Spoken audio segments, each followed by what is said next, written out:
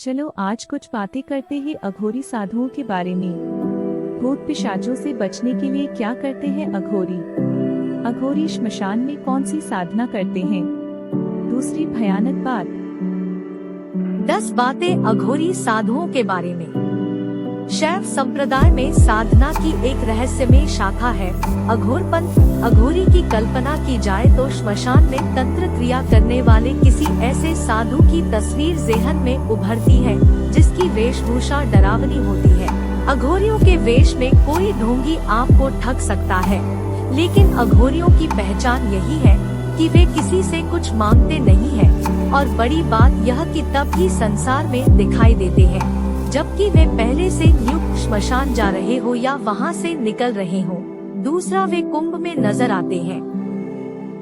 अघोरी को कुछ लोग ओघड़ भी कहते हैं। अघोरियों को डरावना या खतरनाक साधु समझा जाता है, लेकिन अघोर का अर्थ है अप्लस घोर, यानी जो घोर नहीं हो, डरावना नहीं हो, जो सरल हो, जिसमें कोई भेदभाव नहीं हो। कहते हैं कि सरल बनना बड़ा ही कठिन होता है। सरल बनने के लिए ही अघोरी कठिन रास्ता अपनाते हैं। साधना पूर्ण होने के बाद अघोरी हमेशा हमेशा के लिए हिमालय में लीन हो जाता है। अघोरी से लोग घृणा क्यों करते हैं? जिनसे समाज घृणा करता है, अघोरी उन्हें अपनाता है। लोग श्मशान, लाश, मुर्दे के मांस व कफन आदि से घृणा करते हैं, लेकिन अघोर इन्हें अपनाता है। अघोर विद्या व्यक्ति को ऐसा बनाती है जिसमें वह अपने प्राय का भाव भूलकर हर व्यक्ति को समान रूप से चाहता है, उसके भले के लिए अपनी विद्या का प्रयोग करता है। अघोर विद्या सबसे कठिन लेकिन तत्काल फलित होने वाली विद्या है। साधना के पूर्व मोहमाया का त्याग जरूरी है। मूलत अघोरी उसे कहते हैं जिसके भीतर से अच्छे बुरे, सुगंध दुर्गंध, प्रेमनफ्रत, ईर्ष्यामोह जैसे सारे भाव मिट जाएं। सभी तरह के वैराग्य को प्राप्त करने के लिए ये साधु श्मशान में कुछ दिन गुजारने के बाद उन हिमालय या जंगल में चले जाते हैं। दूसरी भयानक बात। अघोरी खाने पीने में किसी तरह का कोई परहेज नहीं करता। रोटी मिले तो रोटी खा ले, खीर मिले खीर खा ले, बकरा मिले तो बकरा, और मानव शव मिले तो उससे भी परहेज नहीं। यह तो ठीक है, अघोरी सड़ते पशु का मांस भी बिना किसी हिचकिचाहट के खा लेता है। अघोरी लोग गाय का मांस छोड़कर बाकी सभी चीजों का भक्षण करते हैं, मानव मल से लेकर मुर्दे का मांस तक। अघोरी क्यों करते हैं श्मशान साधना? घोरपंथ में श्मशान साधना का विशेष महत्व है। अघोरी जानना चाहता है कि मौत क्या होती है और वैराग्य क्या होता है। आत्मा मरने के बाद कहाँ चली जाती है? क्या आत्मा से बात की जा सकती है? ऐसे ढेर सारे प्रश्न हैं जिसके कारण अघोरी श्मशान में वास करना पसंद करते हैं। मान्यता है कि श्मशान में साधना करना शीघ्र ही फलदायक होता है। श्मशान में साधारण मानव जाता ही नहीं, इसीलिए साधना में विघ्न पड़ने का कोई प्रश्न नहीं। अघोरी मानते हैं कि जो लोग दुनियादारी और गलत कामों के लिए तंत्र साधना करते हैं, अंत में उनका अहित ही होता है। श्मशान में तो शिव का वास है, उनकी उपासना हमें मोक्ष की ओर ले जाती है। अघोरी श्मशान में कौन सी साधना करते हैं? अघोरी श्मशान घाट में 3 तरह से साधना करते हैं: श्मशान साधना, शव साधना और शिव साधना। शव साधना मान्यता है कि इस साधना को करने के बाद मुर्दा बोल उठता है और आपकी इच्छाएं पूरी करता है। शिव साधना में शव के ऊपर पैर रखकर खड़े रहकर साधना की जाती है। बाकी तरीके शव साधना की ही तरह होते हैं। इस साधना का मूल शिव की छाती पर पार्वती द्वारा रखा हुआ पाव है। ऐसी साधनाओं में मुर्दे को प्रसाद के रूप में मांस और मदिरा चढ़ाया जाता है। शव और शिव साधना के अतिरिक्त तीसरी साधना होती है श्मशान साधना, जिसमें आम परिवारजनों को भी शामिल किया जा सकता है। इस साधना में मुर्दे की जगह शवपीठ की पूजा की जाती है, उस पर गंगा जल चढ़ाया जाता है।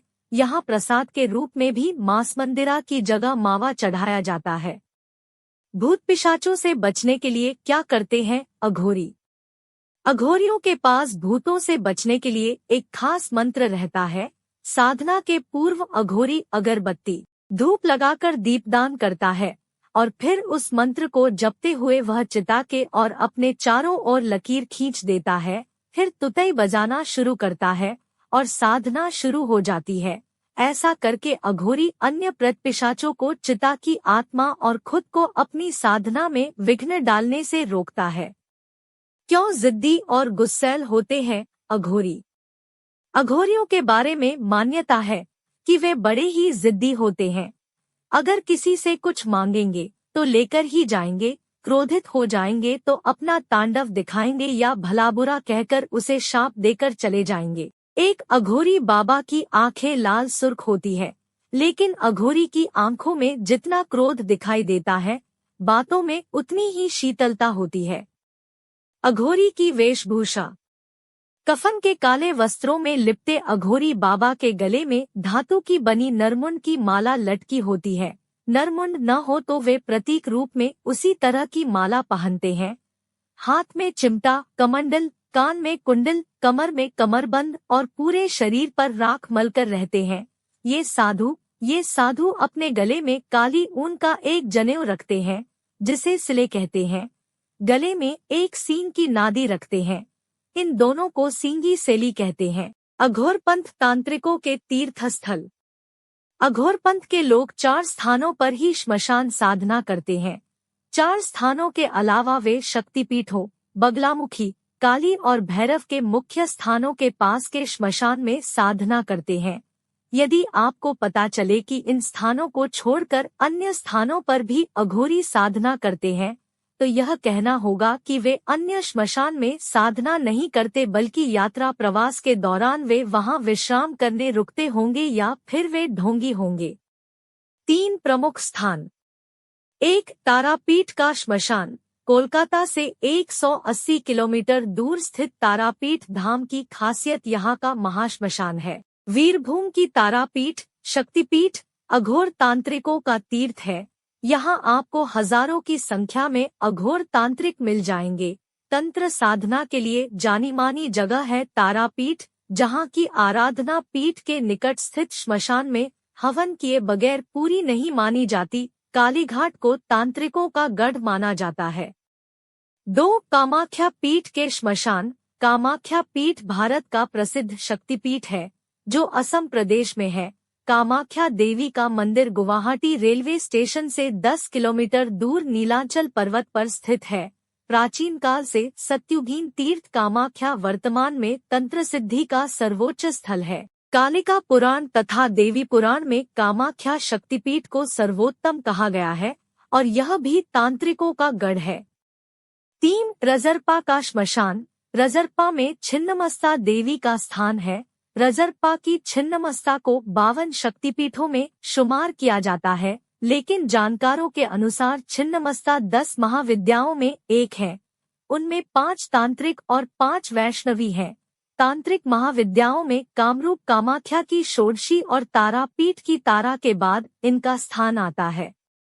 4. चक्रतीर्थ का श्मशान। मध्य प्रदेश के उज्जैन में चक्रतीर्थ नामक स्थान और गढ़कालिका का स्थान तांत्रिकों का गढ़ माना जाता है। उज्जैन में काल भैरव और विक्रांत भैरव भी तांत्रिकों का मुख्य स्थान माना जाता है।